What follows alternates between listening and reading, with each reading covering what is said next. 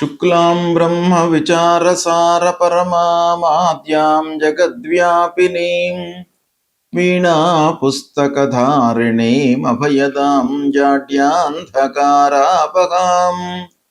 హస్తే స్ఫాటికమాలికాం విదదతీం పద్మాసనే సంస్థితాం వందే తాం పరమేశ్వరీం భగవతీం బుద్ధిప్రదాం శారదాం. శ్రీ మహాగణాధిపతయే నమః.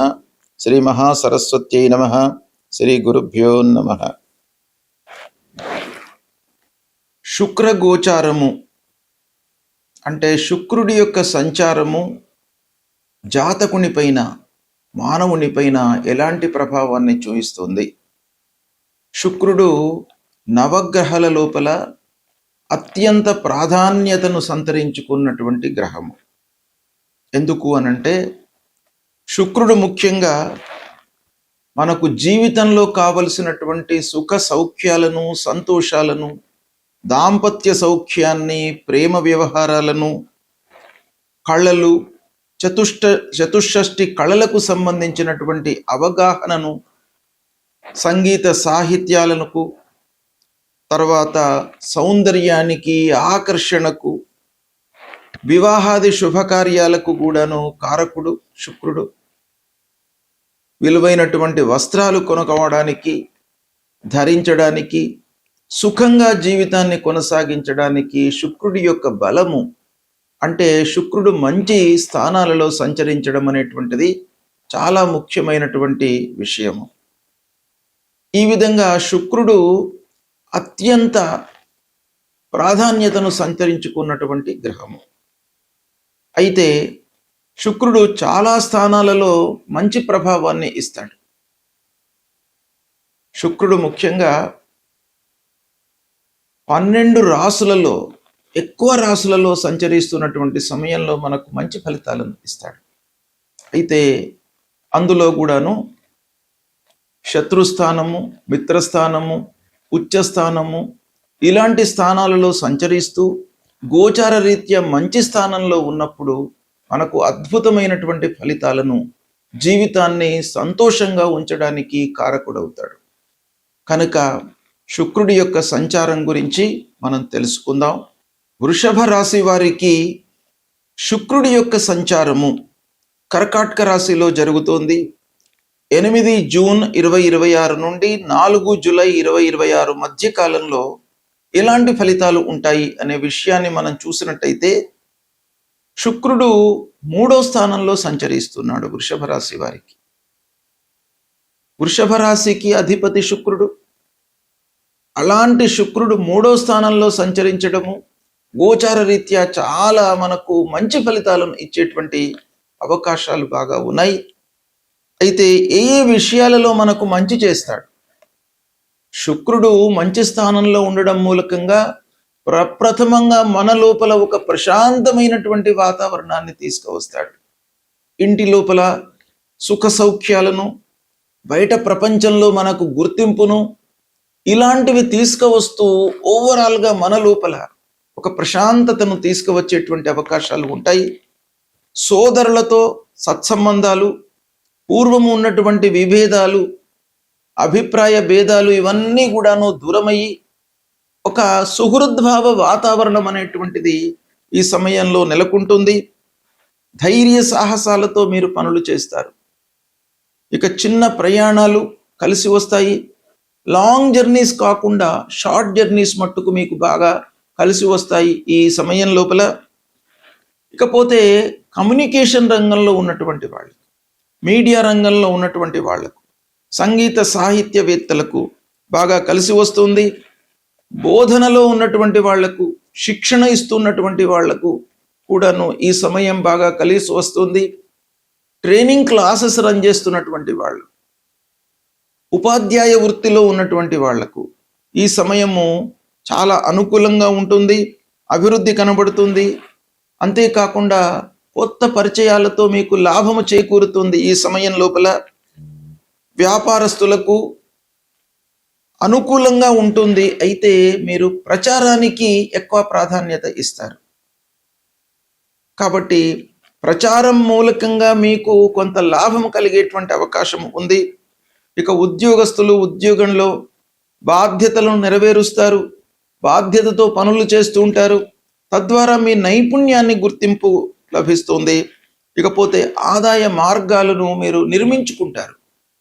అంటే ఆదాయము ఎటువైపు నుంచి వస్తుంది, ఏ కార్నర్లో మనం పని చేయాలి, ఏ పని చేస్తే మనకు డబ్బులు వస్తాయి అనేటువంటి దానిపైన మీరు మనస్సు నిలుపుతారు ఈ సమయం లోపల. అది చాలా ముఖ్యమైనటువంటిది జీవితంలో. ధనమూలమిదం జగత్ కాబట్టి మనం ఎంత చదువుకున్నప్పటికీ, ఎన్ని పనులు చేసినప్పటికీ ఆదాయం ఎలా ఉంటుంది అనే దానిపైన మనస్సు నిలపడమే మనకు చాలా ముఖ్యమైనటువంటిది. మనిషి ఎదగడానికి అది చాలా ఉపయోగపడుతుంది. కాబట్టి అలాంటి వాతావరణం ఈ శుక్రుడి మూలకంగా మీకు కలుగుతుంది. స్నేహితుల సహకారం కూడాను లభిస్తుంది. కుటుంబంలో ఆనందము, దాంపత్యం లోపల అవగాహన పెరుగుతుంది. విద్యార్థులకు చాలా మంచి సమయం ఇది. 3వ స్థానం రాష్ట్రాధిపతి గోచార రీత్యా మంచి స్థానంలో సంచరిస్తున్నాడు. ఆరోగ్యము సాధారణంగా ఉంటుంది. ప్రయాణాల ద్వారా లాభం కలుగుతుంది. విదేశీ సంబంధాలు మీకు బాగా ఉపయోగపడతాయి. ఈ విధంగా చాలా విషయాలలో మంచి జరుగుతుంది. అయితే మీరు అనవసరమైనటువంటి ఖర్చులను మట్టుకు తగ్గించుకోవడము ఈ సమయంలో చాలా అవసరము. ఓవరాల్గా చూసినట్టయితే శుక్ర బలము మీకు వృషభ రాశి వారికి 8 జూన్ నుండి 4 జూలై వరకు చాలా ఉంది. దీన్ని సద్వినియోగపరచుకోండి, శుభ ఫలితాలను పొందుతారు. శుక్రుడు గోచార రీత్యా 6, 7, 10 స్థానాలలో సంచరిస్తున్నటువంటి సమయంలో మనకు ప్రతికూలమైనటువంటి ఫలితాలను ఇస్తాడు. ఇక 1, 2, 3, 4, 5, 8, 9, 11, 12 ఈ స్థానాలలో సంచరిస్తున్నటువంటి సమయంలో శుభ ఫలితాలను ఇస్తాడు. గోచార రీత్యా ఈ స్థానాలు అనుకూలమైనటువంటి స్థానాలు. అయితే శుక్రుడి యొక్క అనుకూలమైనటువంటి స్థానాలు ఎక్కువగా ఉన్నాయి. 12 రాసుల లోపల 9 రాసులలో సంచరిస్తున్నటువంటి సమయము శుభప్రదంగా మనకు శాస్త్రం చెప్తోంది. అంటే దాదాపు 75% శుక్రుడి మూలకంగా అనుకూలత మనకు ఉంది. అయితే ఇందులో రాస్యాధిపతికి శుక్రుడు ఎలాంటి సంబంధం ఉంది, మిత్రుడా శత్రువా సమత్వం ఉందా, వీటిని కూడాను మనం పరిగణనలోకి తీసుకొని ఫలితాలను చూసుకోవడం అనేటువంటిది శాస్త్ర సమ్మతము. అయితే ఓవరాల్గా శుక్రుడి యొక్క సంచారం ప్రతికూలంగా ఉన్నప్పుడు మనం ఏం చేయాలి అనేటువంటి విషయాన్ని మనం చూసినట్టయితే శుక్రుడు చాలా విషయాలలో మనకు ప్రధాన భూమికను పోషిస్తాడు. ముఖ్యంగా మనిషికి అన్నిటికంటే కూడాను జీవితంలో ఆనందము, సంతృప్తి, సౌఖ్యము అనేటువంటిది ముఖ్యమైనటువంటివి. దానికి కారకుడు శుక్రుడు. కనుక అవి లేనట్టయితే జీవితం లోపల మనము చాలా కోల్పోయినట్టుగా మనకు అనిపిస్తుంది, సహజం కూడాను. కాబట్టి ఇలాంటి స్థానాలలో సంచరిస్తున్న సమయంలో మనము పరిహారం చేసుకోవాలి. శుక్రుడికి సంబంధించినటువంటి మూలమంత్రాన్ని మనము జపించాలి.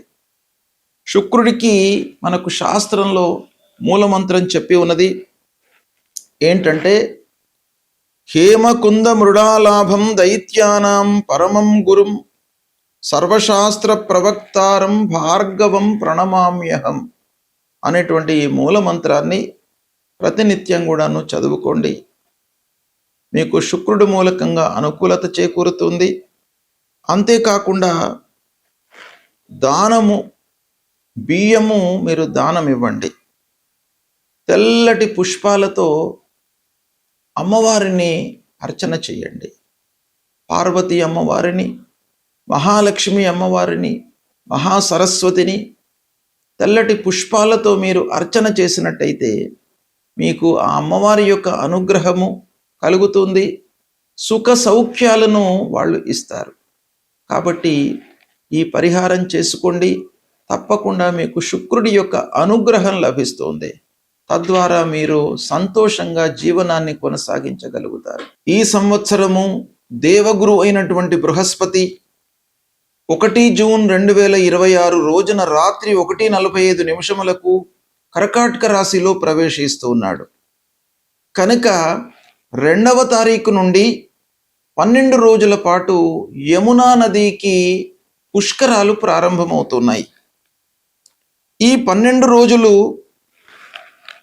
అందరూ కూడాను యమునా నదికి వెళ్ళి స్నానదానాదులు చేసి, తల్లిదండ్రులు గతించినటువంటి వాళ్ళు పితృదేవతల ప్రీత్యర్థమై స్నానము, దానము, తర్పణము, పిండ ప్రదానాలు చేయడం మూలకంగా వాళ్ళు సంతృప్తి చెంది మనకు అనుగ్రహాన్ని ఇస్తారు, ఆశీస్సులను కలిగిస్తారు. ఇక తల్లిదండ్రులు జీవించి ఉన్నటువంటి వాళ్ళు మహానదిలో స్నానాదులు చేయడం మూలకంగా వాళ్ళు చేసినటువంటి పాపాలన్నీ కూడాను దూరం అయిపోతాయి అనేటువంటిది శాస్త్రం చెప్తుంది. కాబట్టి ఈ పుష్కర సమయాన్ని అందరూ కూడాను ఆచరించి తరించండి. పుష్కరము యొక్క ప్రాధాన్యత ఏంటి అనే విషయాన్ని మనము చూద్దాం. ప్రతి సంవత్సరము దేవగురువు అయినటువంటి బృహస్పతి రాశి మారుతూ ఉంటాడు. అంటే ఒక రాశి నుండి ఇంకొక రాశిలోకి ప్రవేశిస్తూ ఉంటాడు. ఆ ప్రవేశించేటువంటి సమయం లోపల మొదటి 12 రోజులు, అంత్యంలో వచ్చేటువంటి 12 రోజులను పుష్కరాలుగా మనము భావిస్తాం. అంటే మేషరాశిలోకి బృహస్పతి ప్రవేశించింది మొదలుకొని 12 రోజుల మట్టుకు గంగా నదికి పుష్కరాలు వస్తూ ఉంటాయి. అలాగే వృషభ రాశిలోకి ప్రవేశించినటువంటి సమయంలో నర్మదా నదికి పుష్కరాలు వస్తూ ఉంటాయి. మిథున రాశిలోకి ప్రవేశించినటువంటి సమయం లోపల సరస్వతి నదికి వస్తాయి. కర్కాటక రాశిలో ప్రవేశించడం మూలకంగా యమునా నదికి పుష్కరాలు అనేటువంటివి వస్తాయి. ఇలా ఒక్కొక్క రాశికి ప్రవేశిస్తున్నటువంటి సమయం లోపల జీవనదులు, పవిత్రమైనటువంటి నదులు మనకు భారతదేశంలో ఎన్నో ఉన్నాయి. కాబట్టి అలాంటి మహానదులకు పుష్కరాలు వస్తూ ఉంటాయి. ఈ సంవత్సరము దేవగురువు బృహస్పతి కర్కాటక రాశిలోకి ప్రవేశిస్తున్నాడు. 1వ తారీఖున రాత్రి 1:45 కర్కాటక రాశిలోకి ప్రవేశిస్తున్నాడు. అంటే తెల్లవారితే నుండి, అంటే 2వ తారీఖు నుండి 12 రోజుల పాటు, అంటే 13 జూన్ వరకు పుష్కరాలు యమునా నదికి వస్తున్నాయి. అయితే ఈ యమునా నదికి పుష్కరాలు రావడము అంటే ఏంటి అనంటే, మన సాంప్రదాయం ప్రకారంగా, మన హిందూ ధర్మం ప్రకారంగా మనకు ఈ జలము, నీటికి అత్యంత ప్రాధాన్యత ఉన్నది. నీరు అనేది ఎప్పుడు కూడాను ఉండేటువంటి ఒక భౌతిక రాశి. అంటే అన్నీ కూడాను లయమైపోతాయి. పృథివీ, ఆకాశము, మిగతా అన్ని వస్తువులు కూడాను నీళ్ల లోపల లయమైపోతాయి, నీళ్ల లోపల కలిసిపోతాయి. కానీ ప్రళయ కాలం లోపల కూడాను నీరే ఉంటుంది అనేటువంటిది మనకు శాస్త్రం చెప్తుంది. కనుక నీటికి అత్యంత ప్రాధాన్యత ఉంది. అయితే అలాంటి ఈ నీటికి సంబంధించినటువంటి నదులు, మనకు జీవనదులు, పవిత్రమైనటువంటి నదులు మన భారతదేశంలో ఉన్నాయి. అయితే ఈ పుష్కరాల లోపల ఒక నదీ ఉత్సవంగా మనం భావిస్తాం. ఒక్కొక్క నదికి ఉత్సవంగా మనము భావిస్తాం. అంటే దీని వెనక ఉన్నటువంటి నేపథ్యం ఏంటంటే, అసలు ఈ పుష్కరాలు అనేటువంటివి ఏంటి అనే విషయాన్ని మనం చూసినట్టయితే, పుష్కరుడు అనేటువంటి ఒక దివ్య శక్తి, అంటే భగవంతుని యొక్క స్వరూపమే. అలాంటి ఆ భగవంతుని యొక్క స్వరూపము ఈ గురువుతో కలిసి సార్ధ త్రికోటి తీర్థర సహిత అని, అంటే 33 కోట్ల దేవతలతో కలిసి ఈ నదికి రావడం అనేటువంటిది మనకు శాస్త్రం చెప్తుంది. అంటే 33 కోట్ల దేవతలందరూ కూడాను ఈ 12 రోజుల కాలము, ఈ పుష్కర కాలంలో ఆయా నదులలోకి వెళ్ళి స్నానం ఆచరిస్తూ ఉంటారు గురువుతో కలిసి. కనుక అలాంటి పవిత్ర సమయం లోపల మనం కూడాను వెళ్ళి స్నానం ఆచరించి పితృదేవతలకు తర్పణాలు శ్రాద్ధాదులు చేయడం మూలకంగా, దాన ధర్మాలు చేయడం మూలకంగా అక్షయ పుణ్య ఫలితము వస్తుంది అని మన శాస్త్రం చెప్తుంది. అయితే ముఖ్యంగా ఈ పుష్కరం లోపల అంటే ఈ 12 రోజులు మహానదులకే పుష్కరాలు చెప్పబడి ఉన్నాయి. పుష్కరము అనంటే 12 రోజులు. ఈ 12 అనే సంఖ్యకు చాలా పవిత్రత ఉంది. దేవగురు అయినటువంటి బృహస్పతి సంవత్సరం పాటు కర్కాటక రాశిలో ఉంటాడు. 12 నెలలు కూడాను కర్కాటక రాశిలో ఉంటాడు. మొత్తం 12 నెలలు కూడాను మనం పుష్కరాలుగా భావించవు. మొదటి 12 రోజులు, చివరి 12 రోజులను మట్టుకే మనం పుష్కరాలుగా భావిస్తాం. శాస్త్రం కూడాను అదే చెప్తుంది. అంటే 12 అనే సంఖ్యకు పవిత్రత ఉంది. చాలా విషయాలలో మనము పితృకర్మల లోపల దశాహము, ద్వాదశాహము అని అంటాం. తర్వాత ఈ 12 అనే సంఖ్య 12 రాసులకు సంబంధించినటువంటిది కూడాను మనకు తెలియజేస్తుంది. కాబట్టి ఈ 12 రోజుల లోపల మనము ఏం చేయాలి? తల్లిదండ్రులు లేనటువంటి వాళ్ళు తల్లిదండ్రుల ప్రీత్యర్థమై వాళ్లకు తర్పణాలు, శ్రాద్ధాదులు, దానము, తరువాత తోచిన కొలది అన్నదానం చేయడము, ఇలాంటివి చేయడం మూలకంగా పితృదేవతలు సంతృప్తి చెంది మనకు అనుగ్రహాన్ని ఇస్తారు. మనకే కాకుండా మన వంశంలో జన్మించినటువంటి వాళ్లకు, పిల్లలకు, తర్వాత వచ్చే తరానికి కూడాను అనుగ్రహము, ఆశీస్సులను ఇస్తారు. కాబట్టి అందరూ కూడాను అంటే తల్లిదండ్రులు లేనటువంటి వాళ్ళు తర్పణాలు, శ్రాద్ధాదులు ఇవన్నీ చేసుకోవాలి పుష్కరం లోపల. తల్లిదండ్రులు ఉన్నటువంటి వాళ్ళు స్నానాదులు చేయాలి. స్నానము, దానము, తర్పణము, శ్రాద్ధము ఇవన్నీ కూడాను చాలా ముఖ్యమైనటువంటి కర్మలు. ఏంటంటే మనిషి పుట్టుకతోనే కొన్ని రుణాలతో పుడతాడు అని శాస్త్రం చెప్తోంది. పితృ రుణము, ఋషి రుణము, దేవ రుణము. పితృ రుణము, ఆ రుణం నుండి మనం విముక్తులం కావాలి. పితృ రుణం నుండి మనం విముక్తులం కావాలి అనంటే పితృదేవతలకు తర్పణాలు, శ్రాద్ధాదులు, దానాదులు చేయాలి. అంటే నదీ సమీపానికి వెళ్ళి ఈ పుష్కరాల లోపల వాళ్ళ నిమిత్తమై చేయడము. తర్వాత ఋషి రుణము అంటే ఋషులు మనకు ఈ వాంగ్మయాన్ని, శాస్త్రాలను, మన జీవితాన్ని ఒక సుఖమయంగా నడపడానికి ఎన్నో విషయాలను, పురాణాలను, ఇతిహాసాలను ఇవన్నీ కూడాను మనకు అందించారు. మరి వాళ్ళ రుణం తీర్చుకోవాలి. వాళ్ళ మూలకంగానే మనకు మంచి చెడులు అన్నీ కూడాను మనకు తెలుస్తున్నాయి. కాబట్టి వాళ్ళ రుణం కూడాను తీర్చుకోవాలి. కాబట్టి ఋషులకు కూడాను తర్పణాలు చేయాలి. దేవతల మూలకంగా మనకు అనుగ్రహం లభిస్తుంది.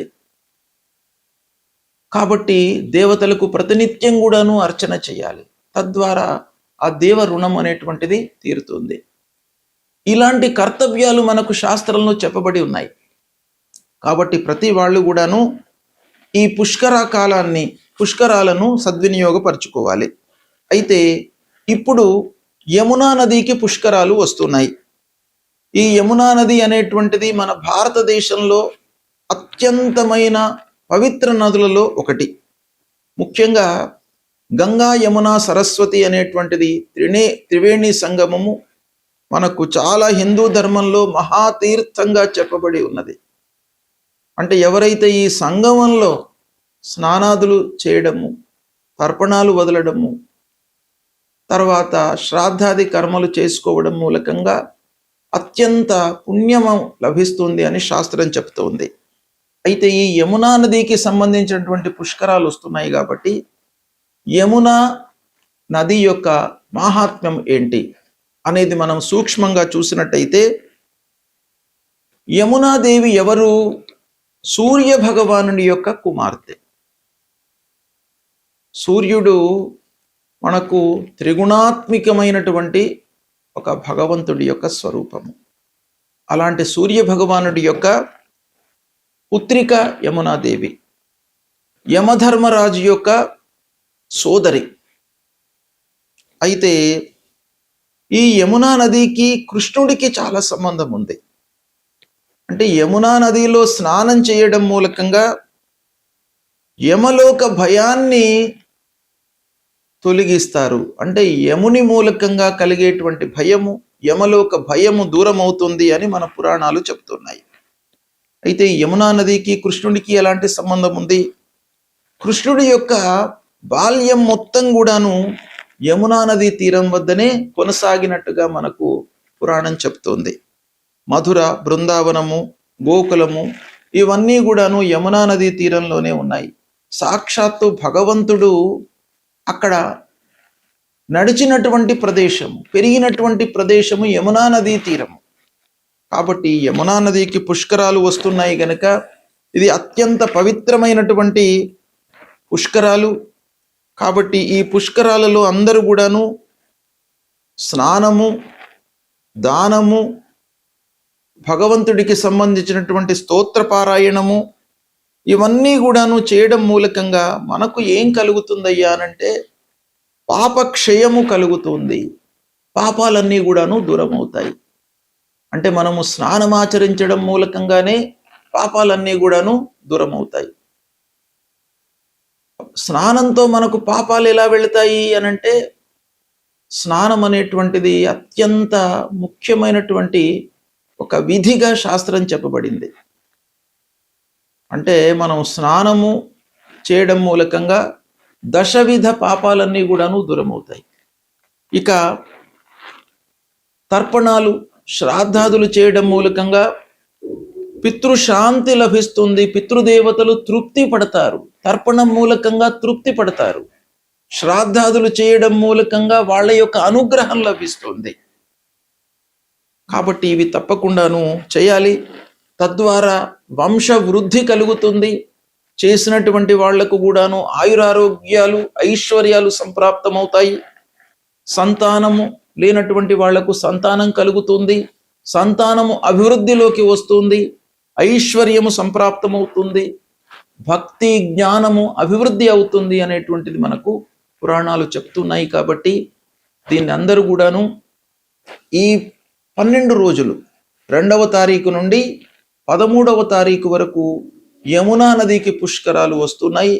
దీన్ని అందరూ కూడాను సద్వినియోగపరుచుకోండి, తరించండి. శుభం.